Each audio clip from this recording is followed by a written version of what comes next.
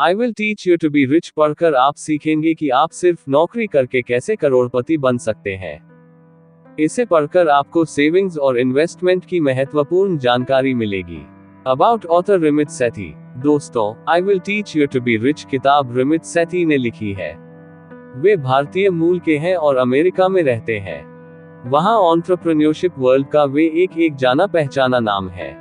वे एक famous blog भी चलाते हैं। अगर आप हमारे चैनल पर नए आए हो तो चैनल को सब्सक्राइब और बेल नोटिफिकेशंस को ऑन कर लीजिए। चलिए शुरू करते हैं। दोस्तों, क्या आपने कभी सोचा है कि जॉब से जो सैलरी मिलती है उससे भी अमीर बना जा सकता है?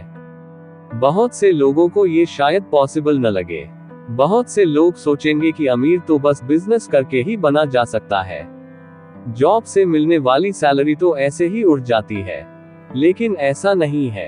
रिमित सेठी ने अपनी किताब I will teach you to be rich में ऐसे सीक्रेट तरीके बताए हैं जिनकी हेल्प से आप सिर्फ नौकरी करके भी अमीर या करोड़पति बन सकते हैं।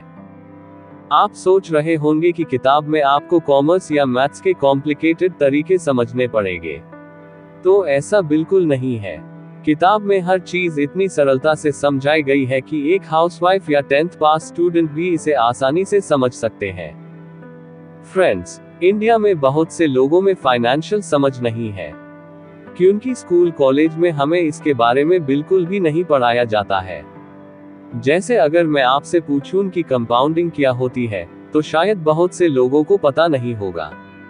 जबकि इस टेक्निक का इस्तेमाल करके कोई भी आराम से करोड़ों कमा सकता है। इसलिए इस किताब को पढ़ना और भी जरूरी है। यहाँ मैंने इस किताब की समरी दी है ताकि आपको सारी बेसिक चीजों की जानकारी सरल और रोचक तरीके से मिल सके। अगर ध्यान से पढ़ेंगे और सारे रूल्स को अपनाएंगे तो आप भी सिर्फ नौकरी करते हुए एक दिन करोड़पति बन सकते हैं, वो भी सिर्फ नौकरी करते हुए। किताब के जो मेन पॉइंट्स हैं उन्हें 2 भागों में बांटा गया है। 1 सेविंग्स यानी बचत और 2 इन्वेस्टमेंट्स यानी निवेश। तो आइए पढ़ते हैं इन दोनों भागों के बारे में। Part 1 savings. दोस्तों, सेविंग्स का मतलब तो आपको पता ही होगा। सेविंग यानी बचत। जो भी सैलरी आपको मिलती है उसका जो हिस्सा व्यक्ति बचा लेता है उसे ही बचत कहते हैं। बचत के लिहाज से लोग 2 प्रकार के हो सकते हैं। 1 पहले वो जो सैलरी की पाई बचा लेना चाहते हैं। वो 1 रुपये के लिए सब्जी वाले, रिक्शा वाले आदि से लड़ने लगते हैं। ऐसे लोग अमीर बन भी जाए तो भी अमीर नहीं बन सकते, क्योंकि वो दिल से हमेशा गरीब ही रहेंगे। 2 दूसरे वो जिन्हें पता ही नहीं है बचत क्या होती है। सारी सैलरी महीने के आखिरी हफ्ते तक आते आते उड़ा देते हैं। मकान का रेंट, बच्चों की फीस, शॉपिंग, ग्रोसरी, एंटरटेनमेंट, नबाबी शौक इत्यादि में खर्च कर देते हैं। रिमित बताते हैं कि ये दोनों ही तरीके गलत हैं। तो फिर सही तरीका क्या है? बचत कैसे करें? कितना खर्च करें? कितना बचाएं? इसके लिए रिमिट ने 5 मेन पॉइंट्स बताए हैं जो नीचे दिए गए हैं। 1 you don't need to be an expert. Expert ना होकर भी आप बचत करना सीख सकते हैं। Closing parenthesis. सबसे पहले बचत करने की समझ पैदा करें। ये समझें कि कितनी भी सैलरी हो, कम या ज्यादा, कुछ हिस्सा जरूर बचाएंगे। सारी सैलरी ही न उड़ा दें, क्योंकि बुरा वक्त कभी भी आ सकता है। लेकिन हाँ, 100% सैलरी बचाने की भी न सोचें। इससे लोग आपको अमीर नहीं सिर्फ कंजूस मक्खी चूस ही समझेंगे। इतना पेट काटने की जरूरत नहीं है। जहाँ एंजॉय करना है वहाँ एंजॉय भी करना चाहिए। नीचे पॉइंट 5 में एक सरल फॉर्मूला दिया गया है कि सैलरी को कैसे डिफरेंट चीजों में डिवाइड करके मैनेज कर सकते हैं। बहुत से लोग सोचेंगे ये बचत निवेश झंझट का काम है, और मैंने तो कॉमर्स भी नहीं पढ़ा है, बैंकों के चक्कर लगाना भी मेरे वश का नहीं है। लेकिन रिमिट बताते हैं आपको बड़ी बड़ी और टफ चीजें सीखने की जरूरत है ही नहीं। आपको कोई एक्सपर्ट नहीं बनना है, बस कुछ बेसिक बातें ही ध्यान में रखनी है जो बहुत सरल है। इसलिए ऐसा माइंडसेट दिमाग से निकाल दीजिए कि ये झंझट का काम है या बहुत मुश्किल है। अगर आप 80% भी सीख लेंगे तो बहुत है, बाकी का 20% नहीं भी आए तो भी कोई फर्क नहीं पड़ेगा। इसे परेटो प्रिंसिपल भी कहते हैं, जो कहता है कि किसी काम को करने के लिए परफेक्ट होने की जरूरत नहीं होती। बस आप जितना कर सकते हैं उतना कीजिए। इस बुक समरी को पढ़ने से आप इतना मोटिवेट हो जाओगे कि आप नौकरी लगने के तुरंत बाद से ही आप पैसे बचाना और निवेश करना शुरू कर दोगे। अगर अभी आप स्टूडेंट हैं तो पेरेंट्स को यह जानकारी दे सकते हो। 2. Start early. बचत करना जल्दी शुरू करनी चाहिए। कुछ लोग जॉब लगने पर यह सोचते हैं कि अभी तो जवान हूँ, अभी उड़ा लेता हूँ, बाद में देखा जाएगा। इन चीजों के लिए तो उम्र पड़ी है, लेकिन इससे आपको कंपाउंडिंग इफेक्ट का फायदा नहीं मिल पाएगा जो आपको नीचे इन्वेस्टमेंट पार्ट में समझाया जाएगा। इसलिए आपको सैलरी मिलने के डे 1 से ही बचत स्टार्ट कर देनी चाहिए। 3. पसंद की चीजों पर खर्च करिए, बेकार की चीजों पर बचाइए। रमिट बताते हैं कि जो आपकी हॉबीज हैं उन पर जरूर खर्च करना चाहिए। सेव करने के लिए आपको कंजूस बनने की जरूरत नहीं है, लेकिन हाँ आप फालतू के खर्चे कम कर सकते हो। जैसे जितने कपड़े जरूरी हो केवल उतने ही खरीदिए। ऐसा न हो कि आपकी क्लोजेट में 50% कपड़े ऐसे पड़े रहते हो जिनका आप यूज ही न करते हो। बहुत महंगा फोन लेने की भी शुरू में जरूरत नहीं होती। हर दिन रेस्टोरेंट में पार्टी भी न करें। तो इसी तरह से आप अपने बहुत से फालतू खर्चों को कम कर सकते हो। इससे अपने आप ही आपकी सेविंग होने लगेगी। 4. क्रेडिट कार्ड के नुकसान। जॉब लगते ही बहुत सी क्रेडिट कार्ड वाली कंपनीज आपके पीछे पड़ जाती है। तरह तरह के ऑफर्स आपको दिए जाते हैं। बहुत से लोग भर भर के कार्ड ले लेते हैं। जब आप शॉपिंग करते हैं तो सच में आपको ऑफर, डिस्काउंट और वाउचर्स इत्यादि मिलते हैं। लेकिन कभी आपने सोचा कंपनीज क्यों भर भर के इस तरह से पैसे लुटाती है? इसमें उनका क्या फायदा है? तो रमिट उनके ट्रैप, जाल के बारे में बताते हैं जिसमें आप फंस सकते हो। लेकिन उनका गेम समझ जाओ तो आप नहीं फंसते। तो क्या है उनका ट्रैप? जब आप शॉपिंग करते हैं तो क्रेडिट कार्ड कंपनी एक तरह से आपको लोन देती है। ये लोन आपको लगभग 45 दिन में चुकाना होता है। बहुत सारे लोग ऐसा करना भूल ही जाते हैं। अगर लोन लेट चुकाया जाता है तो आपको 45% या उससे ज्यादा भारी भरकम ब्याज कंपनी को देना पड़ता है। क्योंकि लोगों में फाइनेंशियल समझ नहीं होती, इसलिए उन्हें पता ही नहीं चलता कि उनके साथ क्या गेम चल रहा है। पढ़े लिखे तो फिर भी समझते हैं, लेकिन इंडिया में आपको पता ही है कि कितने लोग इन सब चीजों से अनजान हैं। ऐसे लोगों को ये कंपनीज जमकर लूटती हैं। दूसरी बात, बहुत सारे लोग इजी मंथली इंस्टॉलमेंट करवा देते हैं। वो क्रेडिट कार्ड को अपने बैंक अकाउंट से जोड़ देते हैं। इससे हर महीने एक छोटी किस्त उनके अकाउंट से अपने आप कट जाती है। यही सबसे बड़ी गलती है। हर अगली इंस्टॉलमेंट में ब्याज दुगना हो जाता है और वो लोन कभी खत्म ही नहीं होता।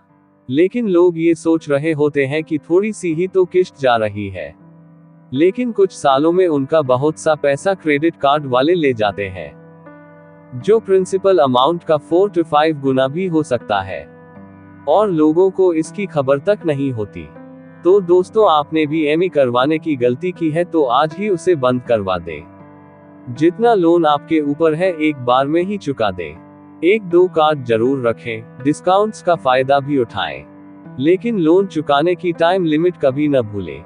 आप खुद सोचिए, जब कोई कंपनी फ्री में पैसा उड़ा रही है तो उसके पास उससे डबल वसूल करने का तरीका होगा या नहीं? बहुत सारे लोग आपको क्रेडिट कार्ड के फायदे की बात बताएंगे, लेकिन जो साइकोलॉजिकल गेम चल रहा होता है उसका सीक्रेट तो पढ़े लिखे लोगों को भी नहीं पता होता। मीडिया पर तो बिल्कुल यकीन न करें, सब पैसे लेकर चीजों को प्रमोट कर रहे होते हैं। असली ज्ञान लेना है तो ऐसी किताबों से लें, नॉलेज भी मिलेगा और पर्सनालिटी डेवलपमेंट भी होगा।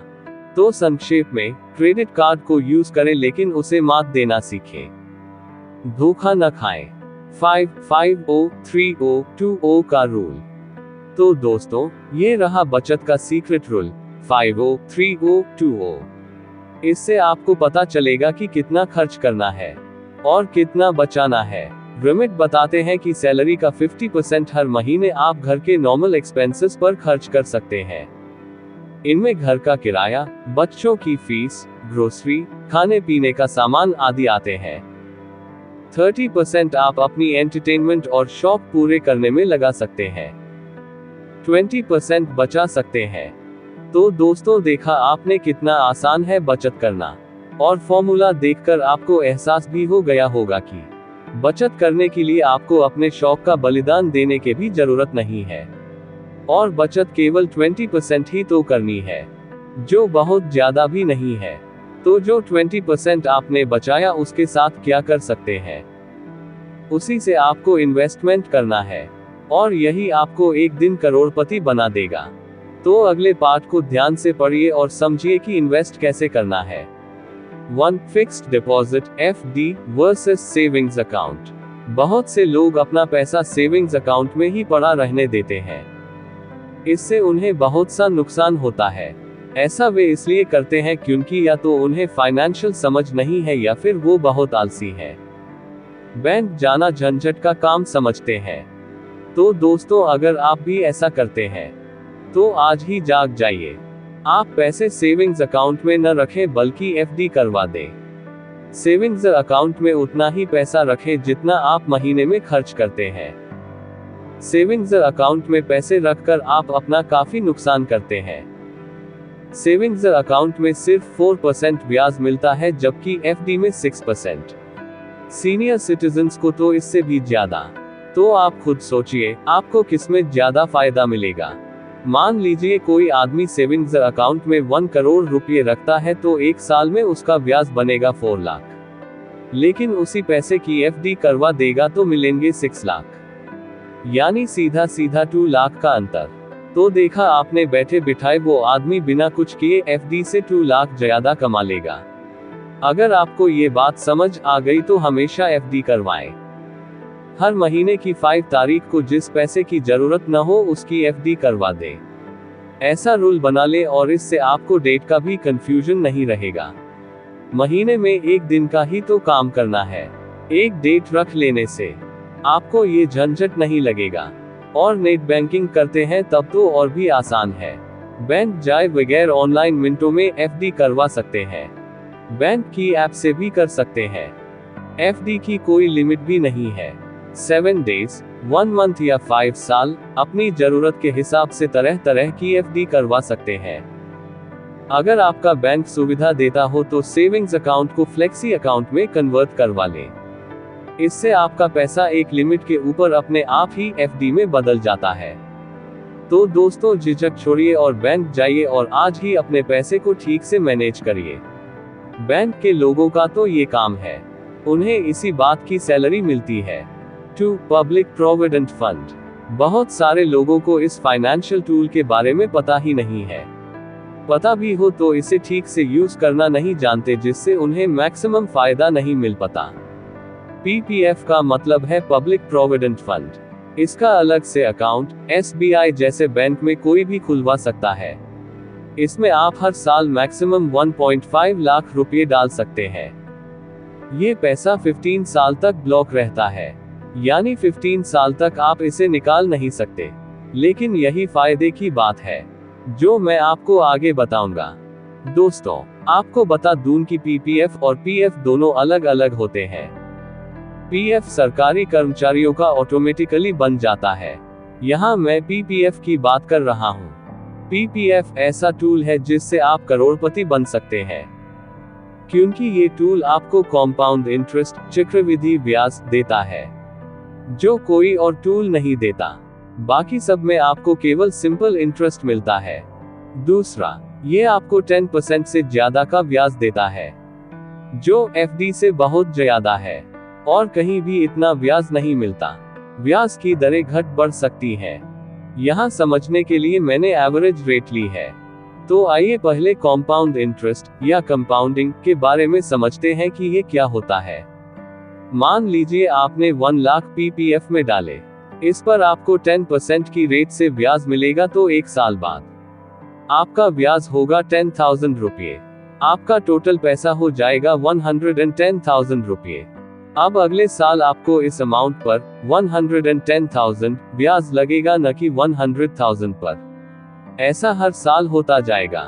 अगर यही पैसा आप FD में डालोगे तो हर साल आपको ब्याज 100,000 पर ही लगता रहेगा, न कि बढ़े हुए पैसे पर। इसे सिंपल इंटरेस्ट कहते हैं। आप सोचेंगे फिर एफडी क्यों करनी है, पीपीएफ ही कर लेते हैं। लेकिन जैसा पहले बताया, पीपीएफ में हर साल 1.5 लाख से ऊपर जमा ही नहीं कर सकते, नहीं तो सरकार कॉम्पाउंड इंटरेस्ट देते देते लुट ही जाएगी। अब आपको तरीका बताता हूं जिससे आप पीपीएफ का पूरा फायदा उठा सके। आप हर साल 1 अप्रैल को पीपीएफ अकाउंट में 1.5 लाख डालना स्टार्ट करें। ऐसा 15 साल तक करें। तो आइए देखते हैं 15 साल बाद आपको कितना पैसा मिलेगा। 1.5 लाख आपने 15 साल तक जमा करवाया, तो इससे आपकी टोटल इन्वेस्टमेंट हुई इक्वल्स 2,250,000। इस पर आपका ब्याज बना इक्वल्स 10,517।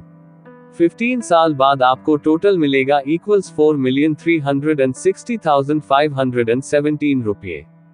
है न जादू, आपका पैसा लगभग डबल हो जाएगा, वो भी बिना कुछ खास किए। और मजे की बात यह है, इस पर कोई टैक्स भी नहीं लगता। अगर आप इसी पैसे को 25 साल तक रखेंगे तो ये 1 करोड़ के ऊपर चला जाएगा, और अवधि बढ़ा देंगे तो और ज्यादा हो जाएगा। अब दोस्तों 2 बातें जान लीजिए। 1, बहुत से लोग सोचेंगे कि यार 15 साल के लिए पैसा कौन ब्लॉक करेगा। यही गलत माइंडसेट आपको बदलना होगा। इसे ही फाइनेंशियल समझ कहते हैं, जो अमीर लोगों में ज्यादा होती है। आप पीछे मुड़कर देखिए, अगर आप 25 साल के हैं तो क्या आपको पता चला कि ये 25 साल कैसे बीत गए। ऐसे ही आपको 15 साल का भी पता नहीं चलेगा और 35 का भी नहीं। ये तो सोचिए 15 साल बाद आपको कितना पैसा मिलेगा। 2, दूसरी बात, आप ये न सोचे कि मैं हर महीने 1000, 2000 डाल दूंगा। यही गलती बहुत से लोग करते हैं।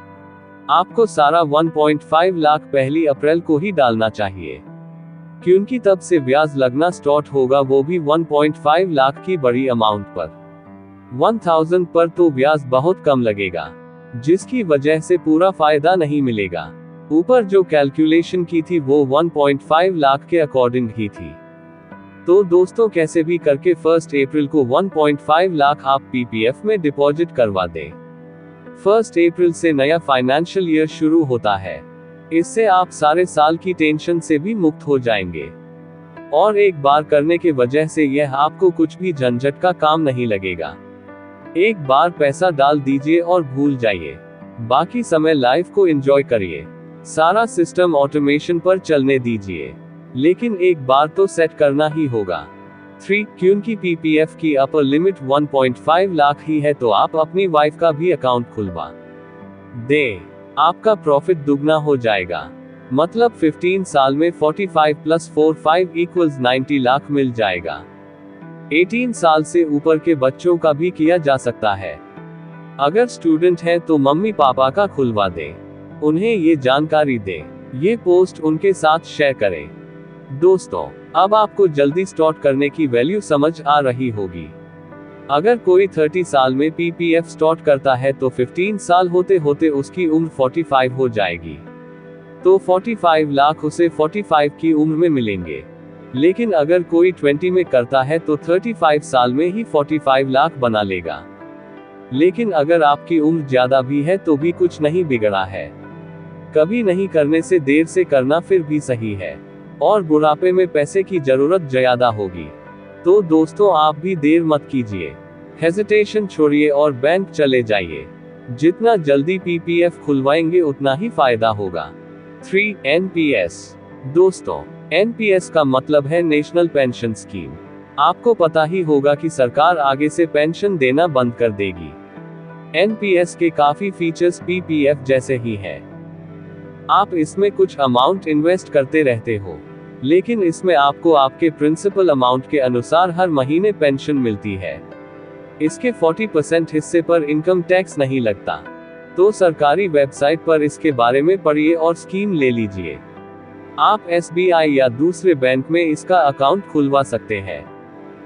4, म्यूचुअल फंड्स। दोस्तों, आप हर महीने कम से कम 1000, 2000 किसी अच्छे म्यूचुअल फंड में लगा सकते हैं। इसे सीप, सिस्टमैटिक इन्वेस्टमेंट प्लान कहते हैं। म्यूचुअल फंड्स, जिसे AMC, asset management company, manage करती है, आपके पैसे को शेयर मार्केट में या बॉन्ड्स में लगाते हैं। इनसे आपको 12 से 15% के लगभग ब्याज मिल जाता है, जो बाकी फाइनेंशियल इंस्ट्रूमेंट से ज्यादा होता है, लेकिन इनमें रिस्क भी होता है। इसलिए पहले अच्छे से इनके बारे में पढ़ ले या कोई ऑनलाइन कोर्स कर ले। किसी अच्छे ब्रोकर, दलाल से भी करवा सकते हैं, लेकिन ब्रोकर कमीशन चार्ज करता है, जिससे फायदा कम हो जाता है। आजकल आप बड़ी आसानी से ऑनलाइन भी म्यूचुअल फंड में इन्वेस्ट कर सकते हैं। इसके लिए ज़ीरोधा बेस्ट ऐप मानी गई है। इस ऐप से इन्वेस्ट करने पर ब्रोकरेज भी नहीं लगता। म्यूचुअल फंड्स के लिए आपको डीमैट अकाउंट खुलवाना पड़ता है, जो आप ज़ीरोधा से ऑनलाइन खुलवा सकते हैं। आप अपने बैंक में जाकर भी खुलवा सकते हैं। ज़ीरोधा ऐप से करेंगे तो बैंक जाने का झंझट भी नहीं रहेगा और ब्रोकर का कमीशन भी नहीं देना पड़ेगा। 5. Stocks, shares. अगला इन्वेस्टमेंट टूल है स्टॉक्स या शेयर्स। इसमें रिवॉर्ड तो ज्यादा है, लेकिन रिस्क भी ज्यादा है। लेकिन फिर भी बहुत से लोग स्टॉक मार्केट में इन्वेस्ट करके अमीर बन चुके हैं। वॉरेन बफेट के बारे में तो आप जानते ही होंगे, या इंडिया में राकेश झुनझुनवाला के बारे में। दोनों ही अरबपति हैं। सारी दौलत इन्होंने सिर्फ स्टॉक्स में इन्वेस्ट करके कमाई है। स्टॉक्स के लिए भी आप ज़ीरोधा ऐप का इस्तेमाल कर सकते हैं। 6. Life insurance. रेमिट कहते हैं कि हर व्यक्ति को लाइफ इंश्योरेंस करवाना चाहिए। खैर, LIC की काफी जानकारी हर किसी को होती है, तो इस पॉइंट पर ज्यादा डिटेल में नहीं जाएंगे। बस जॉब लगने के साथ ही एक अच्छी सी पॉलिसी जरूर ले लें और साल का या 6 महीने का प्रीमियम समय पर भरते रहें। प्रीमियम भी ऑनलाइन आसानी से भर सकते हैं। 7. Health insurance. लाइफ इंश्योरेंस के साथ ही हेल्थ इंश्योरेंस भी जरूर ले लेना चाहिए। हेल्थ इंश्योरेंस लाइफ इंश्योरेंस से अलग होता है। लाइफ इंश्योरेंस तो एक्सीडेंट, डेथ होने पर फैमिली को पैसे देता है, जबकि हेल्थ इंश्योरेंस आपके बीमार पड़ने और हॉस्पिटल में भर्ती होने पर होने वाले खर्च को कवर करता है। यदि हॉस्पिटल में भर्ती हो गए तो आपको पता ही है कि कितना ज्यादा बिल आ जाता है। खासकर प्राइवेट हॉस्पिटल में ज्यादा बिल से आपकी सेविंग्स जा सकती है, तो इससे बचने के लिए एक अच्छा सा हेल्थ इंश्योरेंस ले लेना चाहिए। आपका बहुमूल्य समय देने के लिए धन्यवाद। अगर आपको ये वीडियो अच्छा लगा हो तो हमारे इस YouTube चैनल रिच वाणी को सब्सक्राइब करिए, वीडियो को लाइक करिए और अपने परिवार मित्रों के साथ जरूर शेयर करिए। भविष्य में आप और किस टॉपिक पर वीडियो देखना सुनना चाहते हैं उसके लिए कमेंट करिए। मिलते हैं नेक्स्ट वीडियो में। Thank you.